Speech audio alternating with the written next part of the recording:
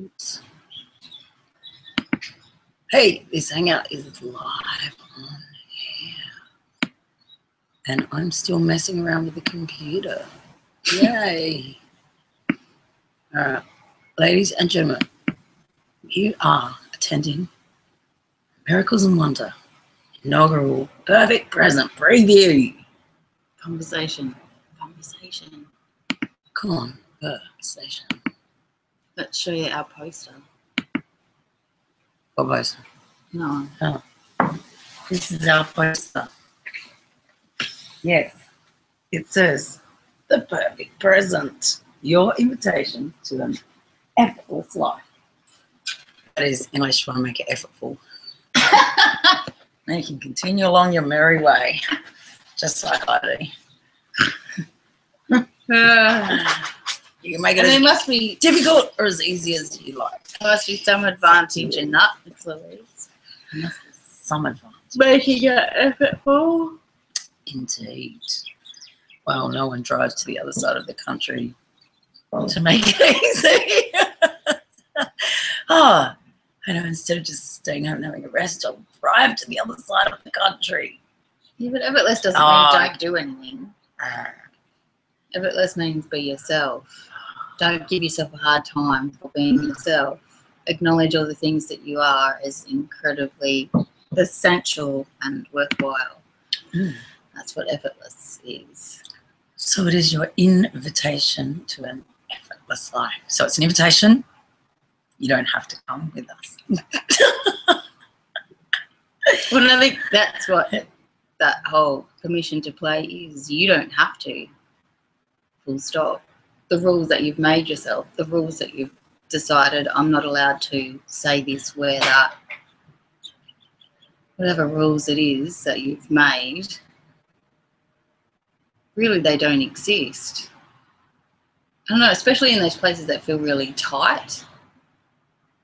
I think I talked about it last week, that I had a conversation with a lady that said when she was in crowds, you know, she had a kind of, not anxiety, but something similar to that. And I said, because intuitively I felt that she wanted to make noise. And she said, yeah, I really feel like being a little bit crazy and making, not singing, but making weird noises. I was like, go for it. Who made the rule that you can't make weird noises in the middle of a crowd? If that's what soothes your soul, if that's the medicine that your soul is asking, not just for you, but for that situation, which is probably not, you know, tuning into what's happening for other people, then by all means, make those weird noises in the crowd. And it wasn't as if she wanted to make really loud noises. She just wanted to make strange sounds. And I think those really subtle breaking of protocols are pretty liberating, like more liberating than breaking the big ones, because the big ones feel more like, yeah, any of that. They feel more like someone is going to come up against you, you know, like, whereas breaking those little subtle protocols, people just look at you weird, and that's fabulous. Go with that. So I was even just thinking about, you know, playing with breaking your own rules. But that is her rule, that she can't make noise, that she has to suffer, that when she's in a crowd, her experience is X, Y, Z. She's made that rule. No one else made that rule for her. But it feels like there's some rules that you make for yourself based on public protocol or, you know, social protocols, and there's other rules you make for yourself based on your own personal preference or experience, you know, and it's just a... What's the difference? Well, you know, something like that, not making noise in public. No, it feels like, in a crowd, it feels like that is something that everyone does. Like it's a public protocol that you just put the lid on when you're walking around the streets. You don't dance and sing and jump around. You just get on with your business. Whereas other things where you've made rules for yourself. Yeah.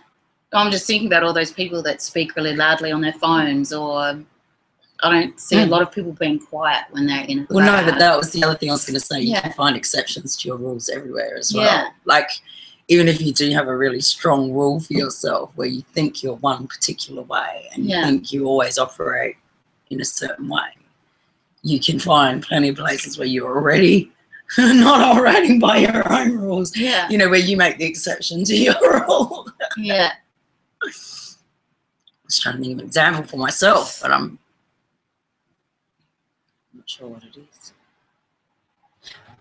Oh my God, I can't think of an example for myself. This is outrageous. Why? That's great. Because I have a rule that I must think of an example for myself. That's how this show works. I have an example. Yeah. But I think even all those social protocols are rules that you've made for yourself somewhere. Because that's what I don't know. Oh, yeah, they are. see there's a difference. Because all of that stuff you've adopted. Well, I think a lot of people do see it as a difference, though, because they think some things are self-imposed and some things are externally exposed. They don't see it as, you know, for like, I have to do my tax every month or whatever. You know, like there's some things that they feel like they haven't made a choice in that. They've got no choice in it. And that wasn't a very good example, but, you know, like there's some things where it feels like, you know, if I'm going to sit at the restaurant and eat, I will behave in a certain way because everyone does. I will have fun. You know, if I'm at the cafe, I will chatter and have fun because everybody does. You know, sit there and roast in the corner. You find someone and spark up a conversation. Yeah. But it does, it feels like people divide it into two different things. The things that they have to do because that's what we do as a culture, and the things they've chosen for themselves that they get kind of caught in as well. Yeah. See, that all fascinates me. I mean, that just reminds me of that that social script stuff. Go to school, go to uni, get married, have kids, get a mortgage. It just reminds me. To go to work.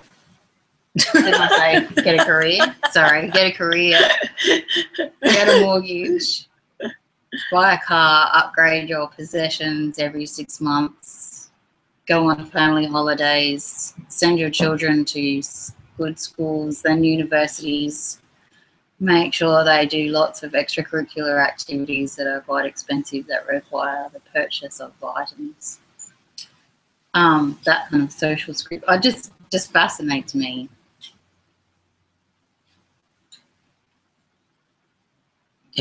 Well, it just fascinates me because I've never had I guess because we never had a timeline, whatever you call that. There was no everyday thing. There was different schools every 6 months. There was different neighborhoods, different, you know, like there was no consistency. We never had you must do this. But there was still, you were at school. Every time you moved, you got put into a school. I'm sure there was some social script for your family about what was acceptable. Probably. But I wasn't connected to my family. Like I was always in my experience. That's the thing I'm getting at. Like I was never contained within I just find it fascinating, the whole behaving in a particular way because this is what my family does. I don't know. I just never thought anything was outside of the possibility of my experience. If I wanted to do something, I did it, or I found out how to do it. And I'm not trying to make myself different. I'm just going, it fascinates me, the idea of social script. And because each person does it differently anyway, even when you study sociology and you go, you know, there is a Western social script. It is different in the eastern suburbs of Sydney to the western suburbs of Sydney, which is different depending on which part of that suburb that you're in, or whether you were born there or whether you are moving through there. Like there is no such thing as a social script. Somewhere it is still, the word that comes in is parochial. And yet the rules for most people, you say, feel so strong. Like they're driving most of their choices about whether this relationship is acceptable or not. Can I be attracted to this person? No, he or she does not fit my social script. Mm. Like, it seems to be so powerful, and yet it's not even like a standard. It's not like everyone has the same one. Well, it's funny because I went to the Falls Festival over the New Year at Byron, and I just kept wanting to do surveys because I wanted to know if those people all came from the same demographic, or they all had the same life experience, or what made it possible that those 20,000 or so, or however many, and I call them young people. I don't know, there seem to be a lot of people between the age of 20 and 30 there. Yeah. What made them all surge over that hill to stand and dance to the same band and then surge back over the hill? Yeah. There was some, people would go off to the campsite, to the marketplace. People were doing their own thing. People were dressed in their own costumes at the deep sea disco. But generally, they were all agreeing to enjoy the same thing that I looked at and went, wow, that looks like something from the 80s. Well, okay, that's interesting. And they're all dancing to it. And it's something that I just felt like was not related to them, really. Like, I was kind of looking at it going, well, that's so interesting that they're enjoying music that looks like it came out of Countdown, which is, a TV show that was on when I was a kid. Yeah. And that fascinates me because they were all there to play, relax, have fun, take time out from the rules, from the things they have to do in the normal flow of life. Like when John Butler Trio was on, he was like, put up your hand if you hate your job. And the majority of people there put up their hands. Like, it was like, you hate, like, surely not all these people hate their job. Oh my God, all these people, they're saying, yep, I hate my job. Like, so even if it's not true for them, it's their belief. It is their reality. It is the way they see their daily way of going about in the world. And then their play is very structured as well. Like, their play is very, don't do anything out of the ordinary, just flow with the crowd on the hill as well. I don't know. I'm not sure what it's got to do with permission to play. So did they have a choice of bands? Like, were there three that they could choose from at the same time? Yeah, and I'm exaggerating because not everyone was going in the same direction. Often there was a mishmash of people moving. But I guess it is just that consumer, that consumption, it is consumption. Even if there was 3 bands and they were split between the 3 bands, it is like someone else going, here, here's what you get. You get a choice of 3 and you take one of them. Thank you very much. And you'll have fun. Yeah. And yes, all right, we will have fun. We will enjoy that and we will remain within the protocols of that experience. Yeah. So I guess... But they have a bill, like, before you buy a ticket. Yeah, you know what you're going to see. Here. Yeah. And most people are going there because they go, wow, I love that. I'm definitely going to see them and I'll take what I can out of the rest of it. Yeah. But they're definitely, I don't know, like, within that, and I kept looking at the whole space and going, this is young people's rite of passage. This is their thing that they choose in the year as their experience that defines them as a person as well. It is like a rite of passage for them. So they're going there with full decision to have an experience. And it is a really powerful experience. Like, it is like a shamanic experience for all intents and purposes, because you are marching up that hill and you are in the extreme heat and you are pushing yourself. You're in a tent, but like a sauna, and you're sweating along with, 10,000 other people and you're dancing to the beat, like, it's a full shamanic experience. It is like a vision quest. You're off by yourself for 5 days in whatever the elements throw at you, sort of thing.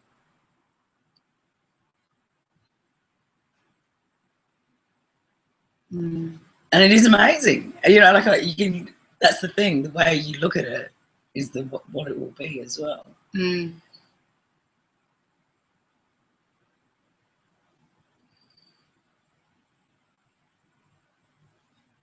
so there's probably is a lot of people who are watching today who were there.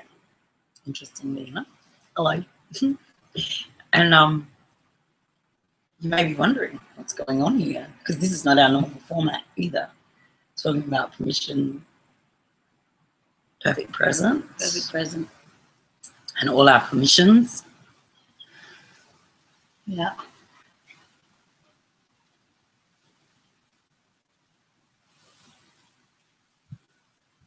So I'm still pondering rites of passage. I'm still pondering, you know, I guess because that whole the whole reason what Louise and I do is different or is unique or allows you to have an experience of the world that's not steeped in all of those rules, that's not steeped in all of those outcomes, that's not steeped in all of those ideas about I need to be a thing to get a thing. I need to do the right thing in order to get the rewards of prosperity and enlightenment and love and living on purpose. You know, one of the things that the perfect present is about is giving you another way of being on a planet where none of that has to be true. And it still can be. It's not that we say it's not true and it's bad for you and you need to do it differently. I think it is just that you get a choice. And so I think whenever we use words like journey and anything that kind of takes you out of the miracle of this moment of the power of this situation to be perfect instead of the catalyst for something else, you know, because it's that whole idea of the catalyst for something else that takes us out, that puts us back in that idea of I haven't got it yet, you know, like that. The easiest, like the simplest thing that I can say to bring you back into whether it is or it isn't is if it makes you wrong, right, or incomplete, then it's that whole language of exchange and we're not there yet. And if it doesn't make you right, wrong, or incomplete, then it's the concept of oneness, of heart alchemy, of being present-centered for its own sake. And I'm just wondering how, because it's how you tell the story. It's like when you go and see a piece of art and at first you just go, well, why did that make it onto the gallery wall at the Art Gallery of New South Wales? And then someone tells you the story of how it fits and it makes sense to you. There's something that brings it to life. So even in those words, journey,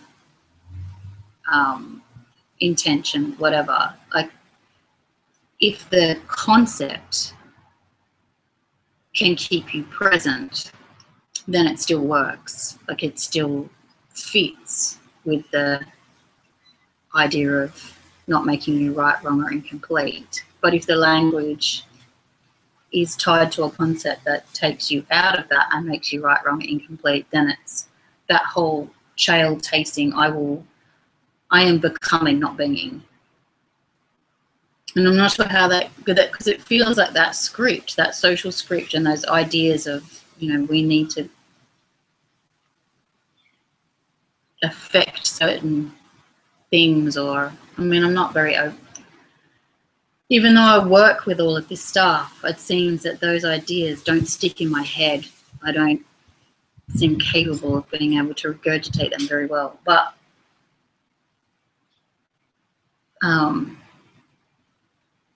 those ideas don't allow you to be effortless. Those ideas don't allow you to be yourself without explanation or waiting or a sense of improvement or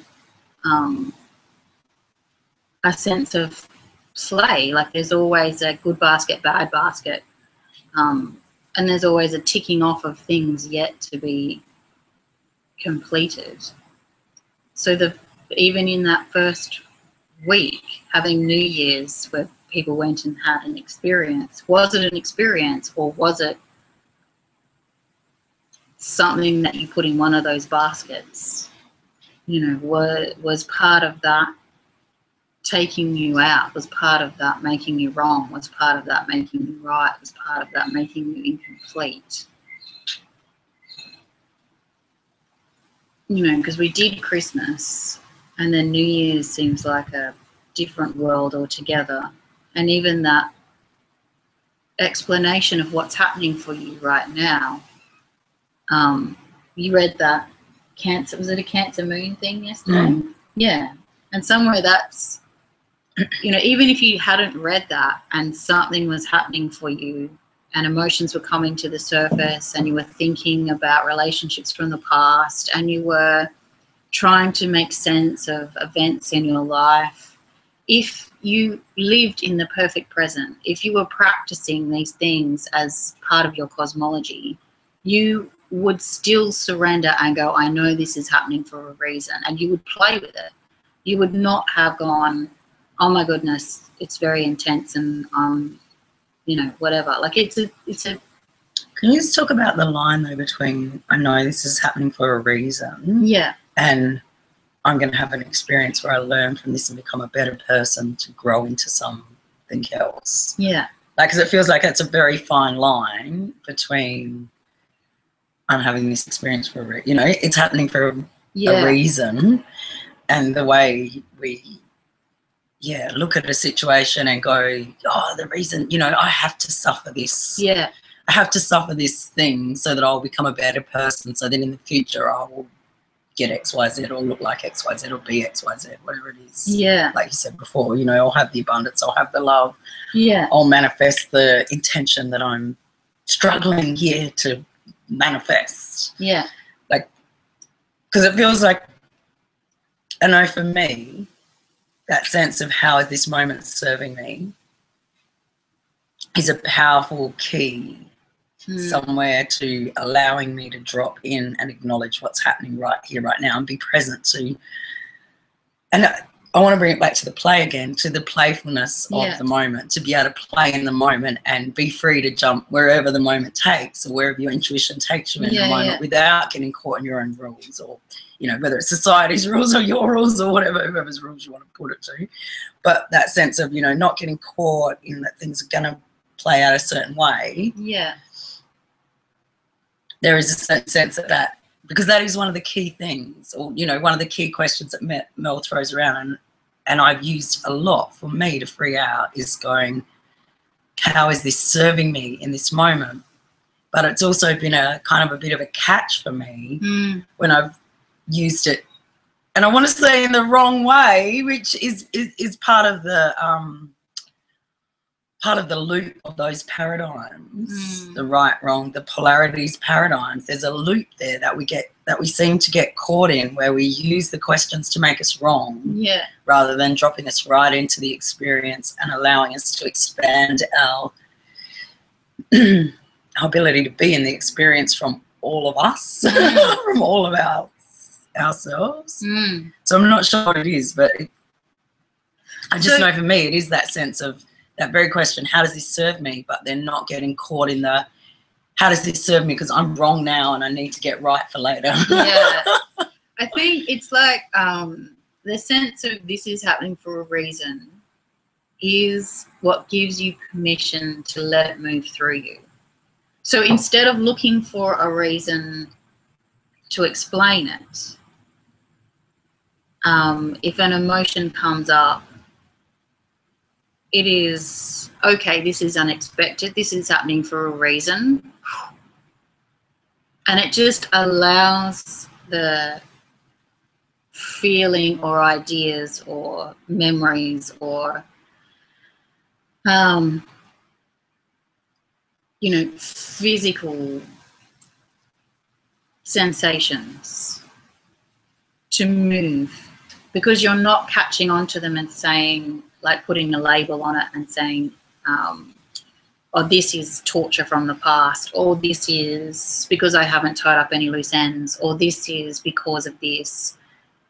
So that this is happening for a reason gives you permission, and it might be anger, or it might be a sense of not knowing what to do, or it might be a sense of feeling this situation is very loud, or it might be all kinds of things that you would otherwise label uncomfortable, or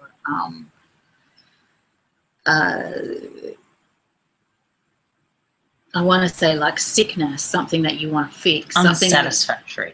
Yeah, unsatisfactory. But like almost like you want to get away from, you need to fix. Yeah. So you're hot and uncomfortable and prickly and whatever, and you're going, I need to fix this.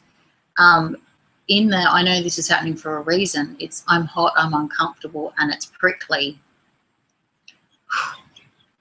That's it. There's no because, and there's no I need to take it somewhere else. And it's also, if something comes up and there are particular people around you, that's for a reason. So whether you're, and if you can drop into whatever's happening for you, there is a sense of, do I stay or do I go now? And that's a very real part of that experience. And so the do I stay or do I go now will tell you whether to be with those people. And it won't be that they feel welcoming and it feels safe and all of that stuff. It's got nothing to do with that. If the emotions are coming in or the experience is coming in and you just say, I know this is happening for a reason, you will get a sense of whether to stay or go, whether to share it silently or openly. You will get a sense of how it needs to manifest in that moment, in that space with those people. And that's a bigger thing than just saying, I know it's happening for a reason and I'm going to go off into the forests and allow it to exist. It just makes me think about the whole no polarities paradigm, if you like. And I think too, when you start playing with it, there's a sense that because we are so caught in the getting it right and the being good people and making things better on the planet and all the rest of that, there is a sense that we play into all these new concepts when things are going badly for us and when we want them to be different. And I've really noticed lately that it's a substantial shift somewhere when you play into it when things are going well. If you like, what you would have in the past considered well, like quite often you rest on your laurels. Like, I don't know, for me, when I feel like I'm in my gift, when I'm working my thing, when I'm doing the poetry, some of you have heard me say this before, you know, there's this kind of sense that when I'm doing my poetry, when I'm running the Have a Go circus, I'm in my power and it's all going well and everyone's playing and la la la la la, and it feels like everything's right in the universe. Yeah. I've aligned and, you know, I've expanded and consciousness is consciousing or whatever it does. And at that time, it's like where I drop the ball, or in the past, I would just go, oh, that's good, it's done now. I found the point where everything's right. Now I just have to stay on point. And I think that's been where my biggest distress, if you like, has come in, because then when it doesn't look like that and I'm off point, like I'm home quietly by myself wondering what to do next or where I'm meant to take my gifts or how my purpose is going to play out next week, that's when there's a crisis and a drama and there's tears and it's all fucking because it feels like to be aligned is one thing and then to be unaligned is the other thing, and you're trying to be in a journey to get from one to the other. So I think especially like this week, because what we wanted to do with this next 8 weeks is we have our Perfect Present course coming up, which starts on the 14th of February, which is Valentine's Day, because we wanted to give you a love gift for Valentine's Day. I feel like going, Shazam, we make little love hearts. Love, Shazam! But we wanted to give you a bit of a taste of that. And so I guess, you know, in this week, what I would love to propose is when you are feeling on fire, to play, to play more with everything about that, to be in the wonder of that. Because even when Mel says, you know, if you're feeling sick or tired or miserable or hot or burning or whatever, to be in the wonder of that moment and sit with the sensations or the experience or the whatever's arising from that moment, to explore it in a new way, to play with that moment, not just go, oh, I'm sick, that's the end of me. You know, like to really take on, what does it mean in this moment to be in the heat, in the prickliness, in the rash, in the flush, in the whatever it is, to also play with that when you are on fire, in your power.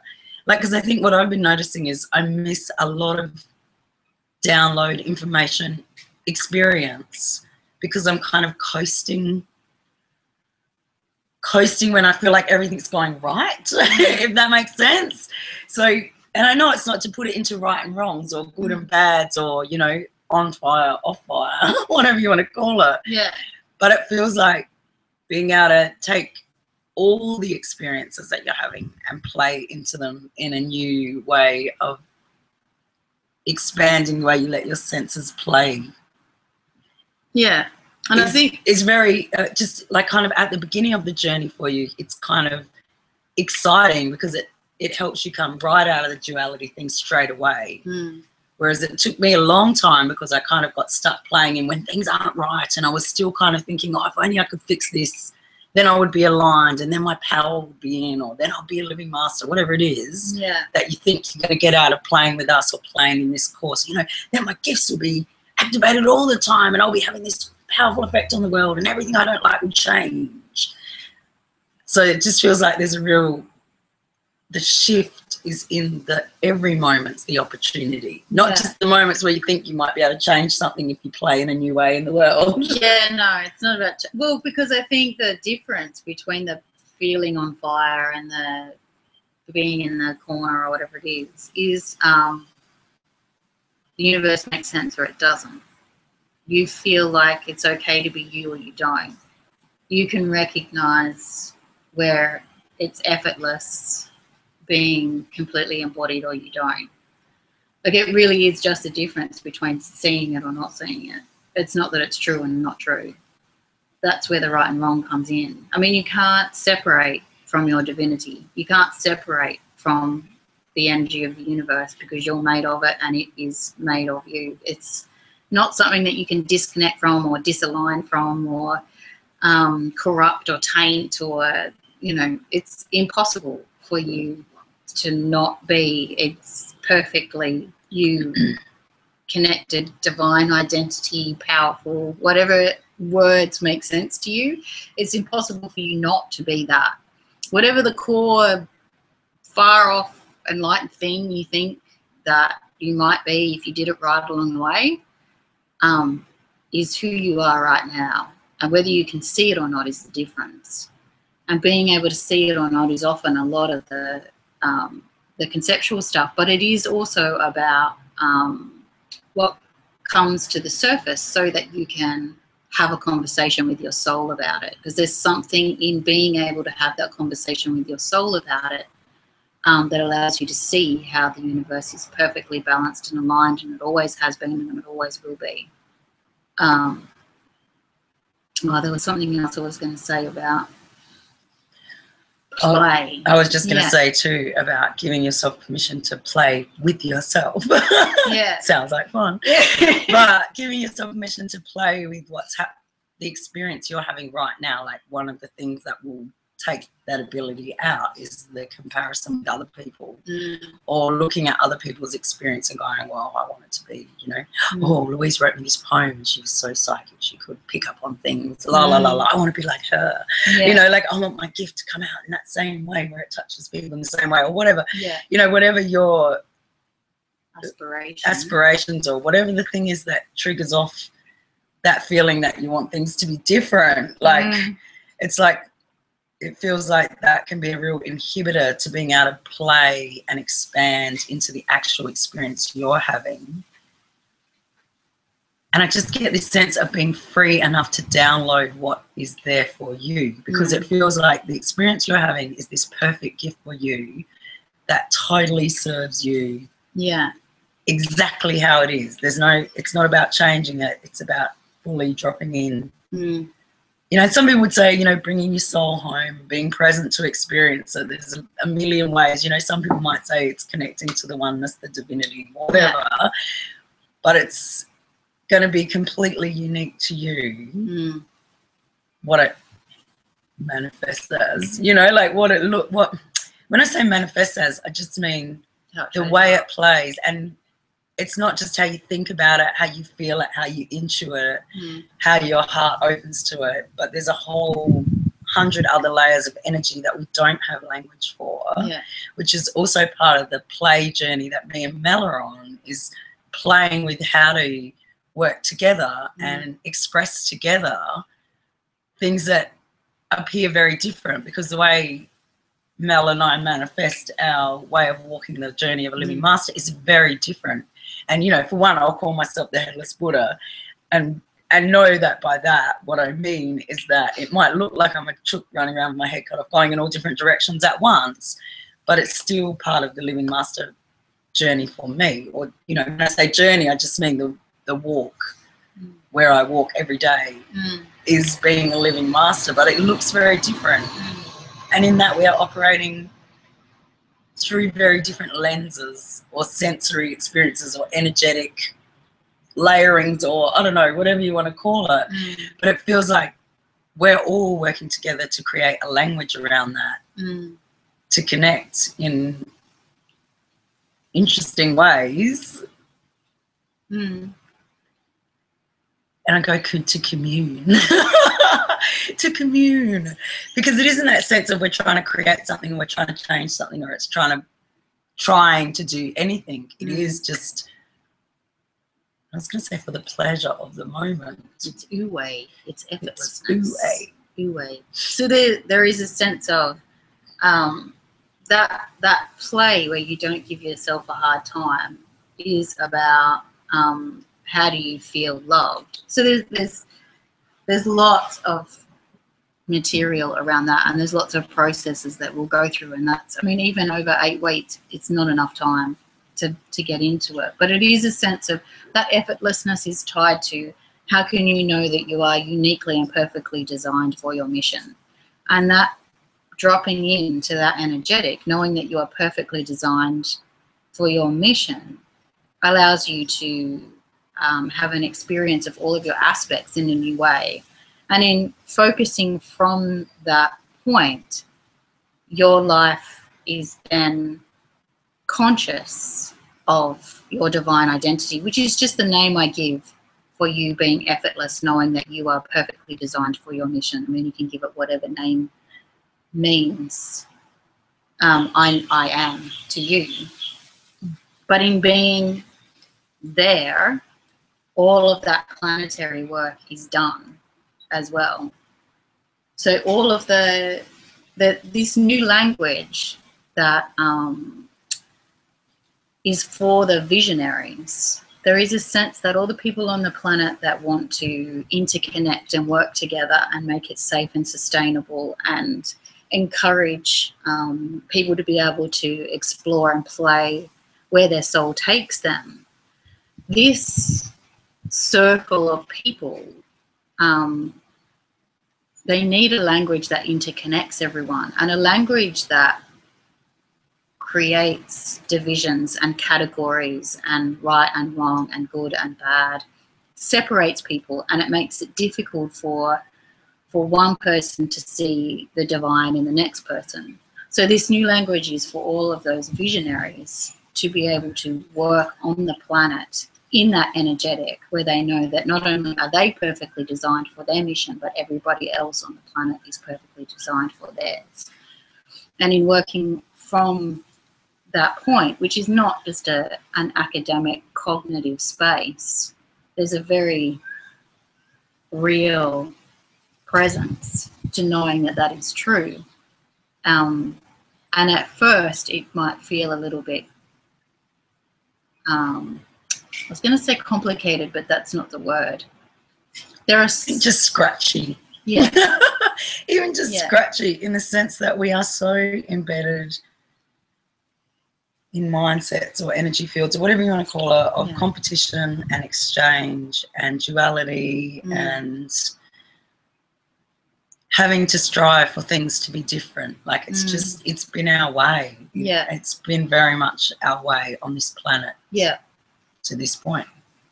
And can I just say on that sense of, you know, wanting things to be different, if we want to live on a planet where everybody loves each other and we're all powered up and there's a sense of care, I just come back to that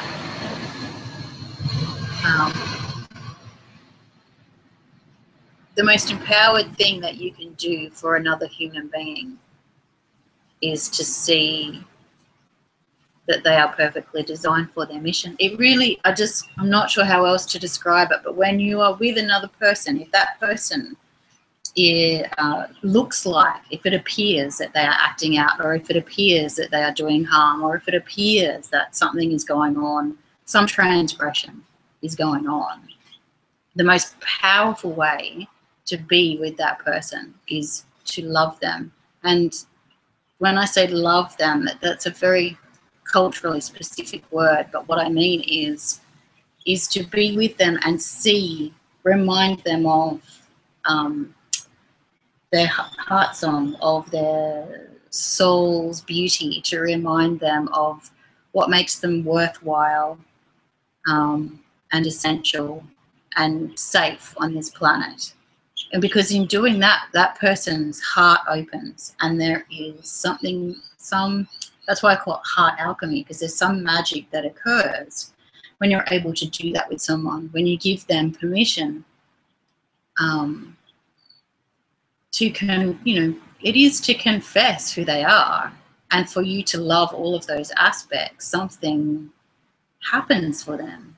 Something happens for them that they're allowed to live out loud. Something happens for them that they're finally accepting who they are, and they can be here in a new way. So even all those people on the planet that you have some idea about, they need to be doing it differently because they're doing harm, it is to be with them from that space as well. And so part of the whole process when me and Mel first came together to do this work with you is that we wanted you to be a full part of the process that we were having as well. Like where we were going, we want to be in there working with people, we want to be in there having a full range of experiences for ourselves, and we want to be in there working closely together.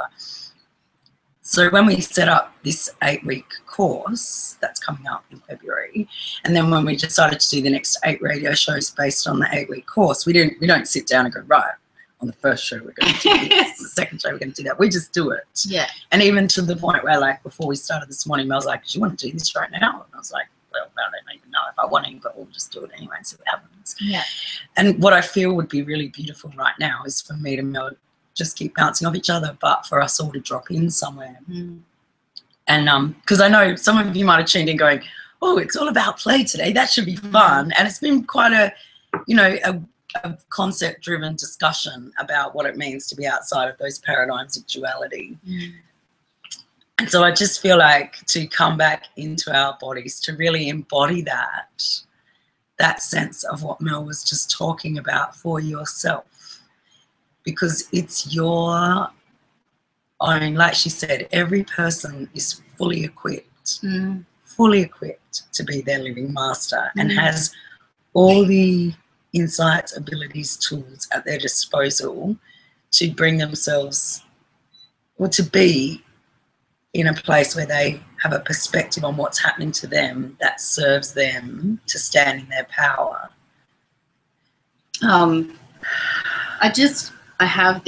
I watched this fantastic movie last night, and it reminded me of something that I love to do. Wait for the plane to go over. And so even with that plane going over, just breathe out and let go of anywhere where you've been making yourself wrong. And breathe out anywhere where you think you've been a bad person. And breathe out anywhere where you think you've been a good person. Where you think you've made the world a better place, or you are right. And just let all those concepts of henny penny, I just go to henny penny concepts. The world the sky will fall. The sky is falling, the sky is falling. Yeah, if I don't get this done, if I don't say this right, if I don't, whatever those henny penny things are, just let them fall like snow to the ground. And with all the stories we're telling you right now, this is a space for you to get your own understanding. So whatever we're saying, whatever comes in for you, go with it. Mm. And I want to start with one visualization. If you can think of someone you really love, it doesn't have to be someone you know, think of someone you really love. And I want you to see them smiling. I want you to see them really enjoying their life. I want you to feel what it feels like when that person that you really love is in ecstasy, is just rolling around in childlike joy.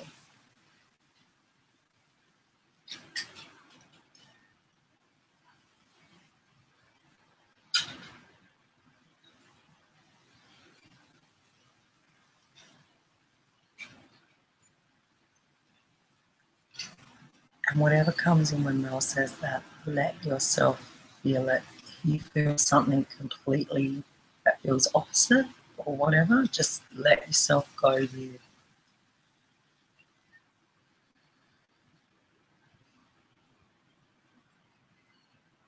And if it's still outside your body, just let it wave over you gently.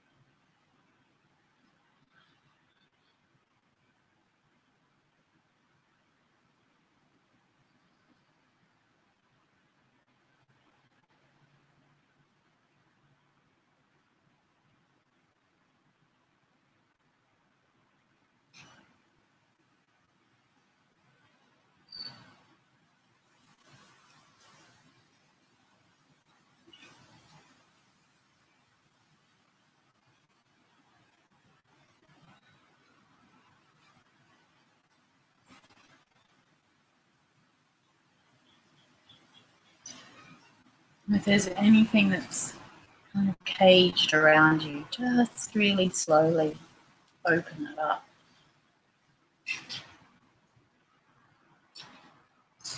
Remember to breathe.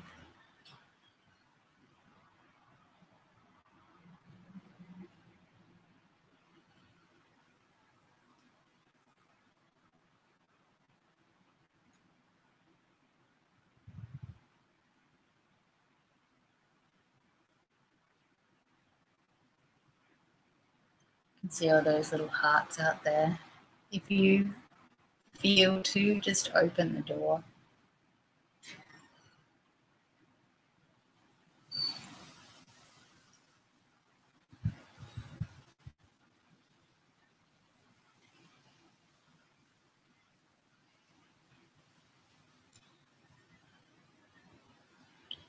And if you're getting something come in where you go, how can I do that? How can I make myself vulnerable, open up when the world is like this, or when someone is like this, or something's like this? Just drop into experiencing where that thing is serving us right now.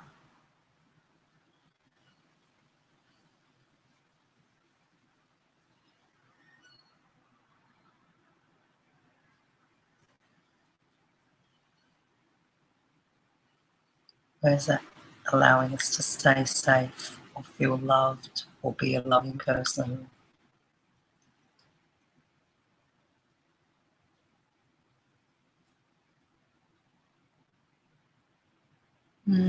Somewhere it's also asking us to consciously focus on how can I love this person.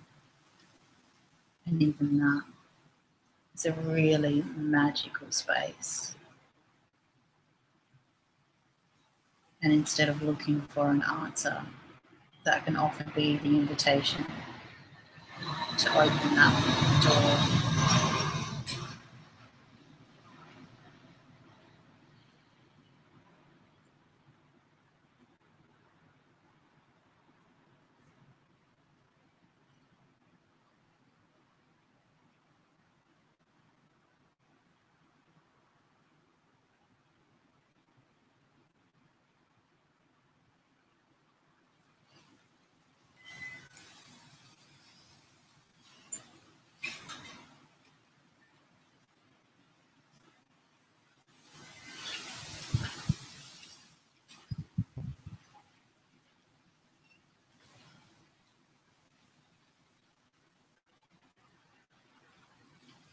And just get a sense, some people really want to stay in this energy and anchor it in.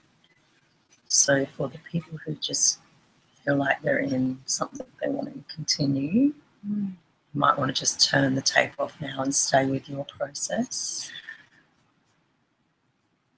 Did you want to add anything for them, Mel? Yeah, I would just say I can feel that you're all connected at the edges. You always are. You always are. There's no boundary between you and everything else. So if that's a new thing for you and you want to stay in that, then stay in that, knowing that you are always connected at the edges. And just know you can contact us anytime through the Facebook page or through Miracles and Wonder Down Under website.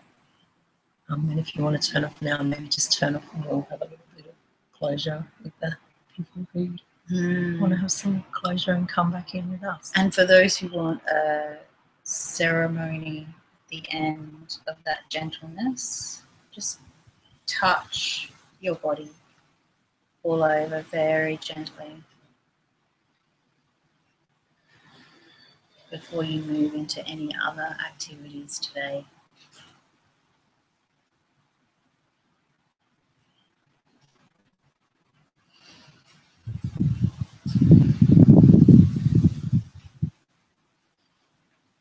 And I just got a real sense of, letting yourself be playful. In that, playing with ways you can embody your experience and playing with ways you can facilitate your own deepening. Because no one's given me and Mel permission to do this. It's not like someone came along and said, yes, it's time, you're ready. It's like, well, maybe for Mel it's always different. She's always told what to do. But there is a sense that it's your journey to take however you like. It is. And when I say journey, I'm not saying it's to have the experience today. Yeah. However you like. And if it's a day where you need to go back to bed, go back to bed. Yeah. If it's a day where you need to go and work hard, work hard. If it's a day, whatever it feels like it's tapping for you, it's lighting up. And however you like, I even go, that's one of those statements that brings a lot of stuff to the surface, because it comes back to that idea of the script and protocols and a lack of choice, and it's one of those words that I can feel that, what do you mean however? And I'm like, this wasn't how I designed it. How dare you say I have a choice? Yeah. And I think that's the very point. Like, and if that's what comes up, go with it. Yeah. Drop, what is that anger? Like, why am I angry again? I always get angry like this at this point in the process. Yeah. Or, whatever it is to explore, there's something there for you to explore. It's not like you're going to, grow fairy wings and start flying every time. Yeah. But if you feel that anger, it's there for a reason. Just let it flow through you. And it's not don't look for where it. Yeah. It's certainly not to look to it to change it. Yeah. You might sit in it all week. It might be really ruminating for you. For there's something there. Yeah. It keeps kicking because there's something there. And when I said grow fairy wings and fly, I really wanted to amplify that sense of, oh, if it looks like Mel and Louise are sitting there having some transcendent experience and they're angels with wings flying, it's not for you to look at that and go, I want the angel wings too. You know, because like there's no angel wings. It is what it is. You know, each person's having their own very, you know, ironically separate experience and having it in a particular way, whatever that looks like. It might look like colours for them, it might not. It might look like bouncing on their seat, whatever. Might look like burning up. But there's somewhere where it's all connected. It's, I don't know. I'm still into the paradox thing this week. Yeah, I think it's just that it's unique for you. You are a unique configuration of aspects of the divine. There's no way for you to compare your experience to the next person's. It's not even possible to compare your experience from 2 minutes ago to now, because everything is always moving. So there is a sense that even that wanting to be consistent is beyond, you know, possibility in this experience. So just tapping into the uniqueness of this moment is pretty much all we can get a handle on. Like there's no other, there's no way to control what has been or what will be. That sense of being here should keep you busy enough. Like if this doesn't keep you busy enough, there's something going on. This is about as busy as you can get. Speaking of which, you are in your perfect present. Your invitation to an effortless life. I feel like one of those. Linsky, you know when you used to draw those little people with their noses sticking over the fence? No. Have a look. I'll look at them. Hang on. And they used to draw little fingers. And anyway. Yep. Ladies and gentlemen, the 8-week experience. Da-da-da-da. Oh, we've also got an amazing offer. We do. The $350. Because especially if you come out of that session going, wow, that's so exciting. I want more of that. Or I feel like I need a kickstart or something. We've got a $350 session, 2-on-1 session with us. It can be virtual or in real life. Our ebook, The 10 Commitments, and the Perfect Present 8-week experience, virtual experience that starts on the 14th of February. Yes.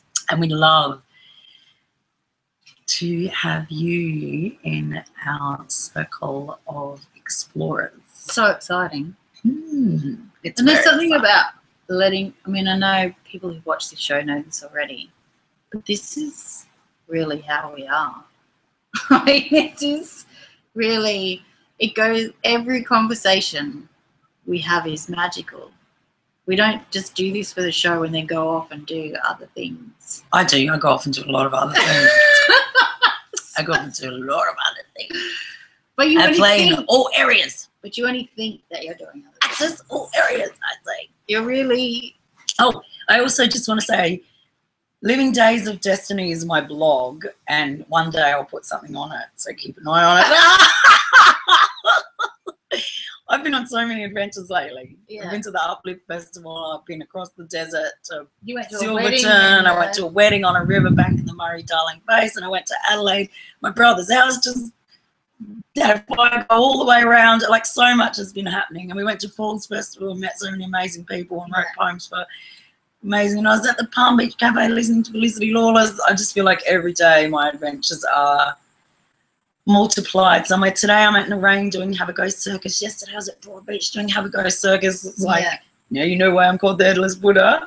But I've collected beautiful interviews of puppeteers and glass artists and patch atoms, and I really want to get them up on my blog for you. So I'm saying it out loud as a kick for me to get those things up on my blog, because if you are sitting somewhere going, I wish I could have an adventure, and you don't see how you can get out and have an adventure, I'd love to have my blog be a real kind of catalyst for you to connecting with other realities. If you feel like your reality is very stuck and stagnant and not really moving, just to tune into some of the other people that I've been meeting is such a beautiful gift to experience how many different amazing ways there are to live on this planet and to be yourself. Because I think I'm very blessed. I'm running to people who are being themselves in the most unique configuration of life. I mean, everyone is being themselves, but I look for people who are really expressing. So I'd love to share those stories with you because they're amazing. And I think if you know, the other side of that is when you have a session with us, we see all the ways that you are magical and unique. We see all that stuff that makes you amazing, just the way that you are without having to do anything or perform in any particular way. There's something I mean, that's our job. That's part of our job on the planet, is being able to see those aspects and how they all fit together, and that you are never wrong, that there is always a reason for however you're made, however you are put together, the magical bits and pieces. Makes me think of Dr. Seuss. Had a few Dr. Seuss encounters lately, but Dr. Seuss, all those magical animals in his book, he had a collection of them taxidermied on his wall, all those bits and pieces, duck feet, fins, gills, antennas, aerials, what do you call them? Antelope horns. Oh, yeah. He had crazy taxidermy mishmash thing.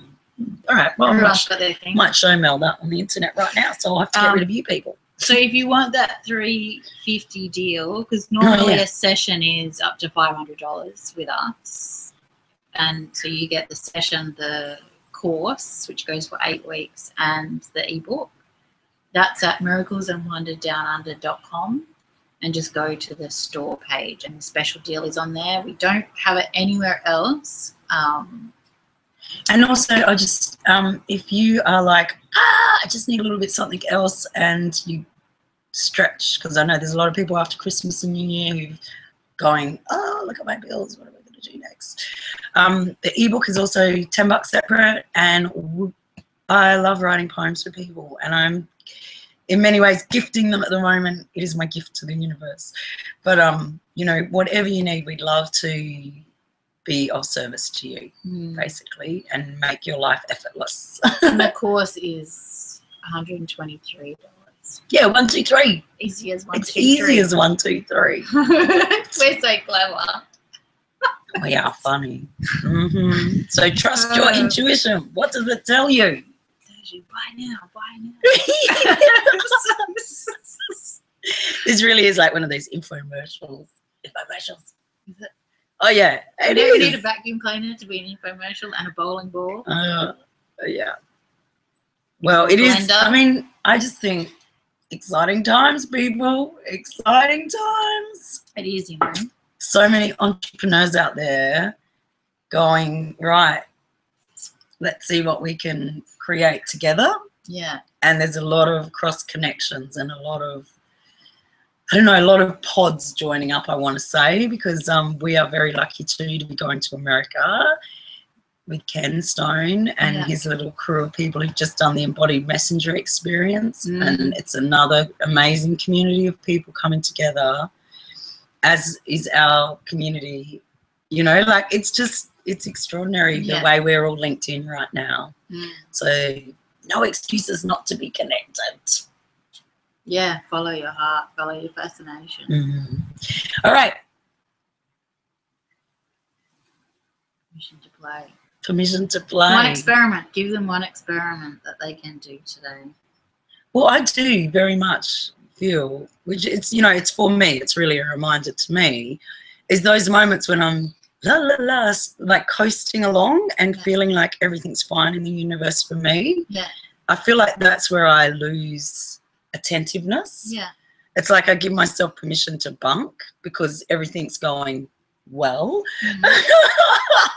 And I miss messages. I miss even grander opportunities, or even, I know I'm putting it into dualities, but it's a sense that I miss optimizing on that amped up power somewhere.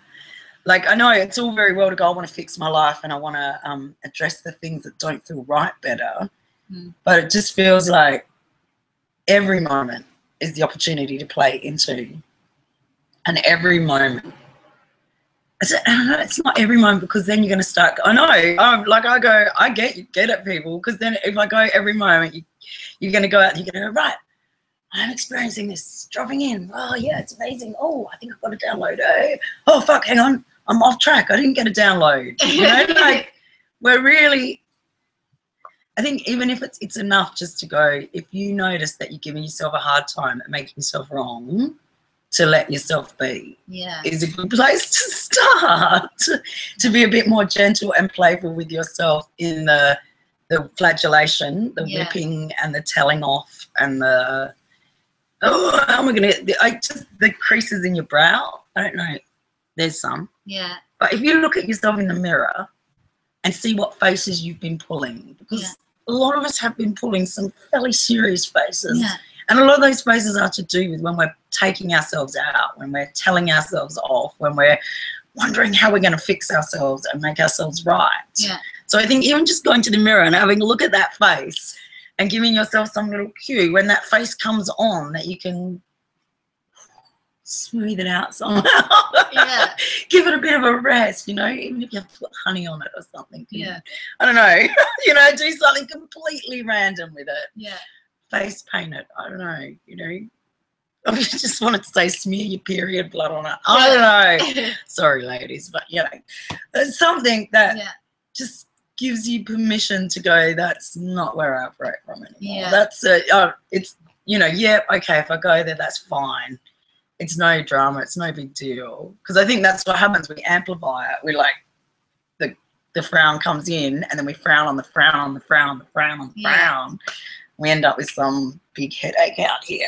So there's another way, like if that's happening for you a lot at the moment, the am I doing it right, am I doing it wrong kind of thing. I said I was going to make an intention to be abundant this year, and now my bills have come in, and now I've stressed on my bills, and now, oh my God, I haven't done my accounting for 6 months, and I said I'd do it, and I still haven't done it. So one thing, you like that face? One thing you can do is do something completely unrelated to any of that and give yourself an experiment. So what you have to do is you say you make a rule for yourself for the whole day. You are not allowed to say the word yes. So or whatever it is, okay? So for the whole day, you're focused on making sure that you don't say, or that you do say in every sentence, a particular word. And what happens is, instead of thinking you're doing it right or wrong, or instead of thinking about the bills, or how am I going to keep power in this situation, or how am I going to make this person happy, or how am I going to do whatever it is that you're normally focused on, the only thing you're thinking about is, how am I not going to say the word blue, or how am I going to put blue into this sentence? While I'm going to the beach today, the lime green elephants are doing my tax for me. I wonder if there'll be any lime green elephants in the car on the way to work today. I'm going to be looking for lime green elephants the whole time I'm rolling up the freeway. And it can be not a word, it can be something that you do with your body. So in every interaction that you have with people, just for one day, you have to make sure that you touch the top of your head at some point. Oh, does that mean I can have my self-flagellation with me? No. Damn. So, God damn, I'm looking for an opportunity to use that whip. You know? Go do whatever you want, please. But the idea of the experiment is that for that whole day, you're not thinking about any of that stuff. You're not worried about whether that man is looking up your dress. You're not worried about whether that man is not looking up your dress. All you're thinking about is that task that you set yourself. That very private, doesn't need to be a game with other people experiment. And it really does change your whole energetic. It changes your entire focus. You can spend a whole day not worrying about stuff. I was just thinking, one thing was doing a pirouette wherever you go without anyone seeing it, and then doing a pirouette wherever you go with someone seeing it. Yeah, it can be anything. Or doing one with and one without someone noticing. Yeah. But it's something that you have to do either in every interaction or every hour, so that you are always coming back to it. You are always coming back to it. And it's a sense of play, so it's something you say or do. That's my experiment. And if anyone says, what the hell are you doing? you're supposed to be working or something to say, Mel and Louise gave me permission to play. I'm playing. And send them to the perfect present, and we'll take care of them. No, well, I'd say come up with something that you have to say. Come up with an explanation that you have to give. If someone questions what it is that you're doing, come up with some explanation that's a little bit kind of off center or whatever, however you want to look at it, so that they just go, I'm not sure that makes any sense to me, and I'm going to walk away now. So it keeps you in that sense of play. You know, instead of bringing it back into reality, because that makes you nervous the next time you want to do it. If someone comes over and says, what are you doing? Or whatever, and you give them a serious answer, it kind of takes you out of the energetic of play. Whereas if you have an answer that you have to give, that kind of keeps you in that, that courage, that sense of this is not my normal sitting at my desk or digging holes. What was that? I'm doing my uwe practice. I'm in my uwe. Get out of my way and let me uwe. You know, or even if it's just I'm planting pumpkins. Like what?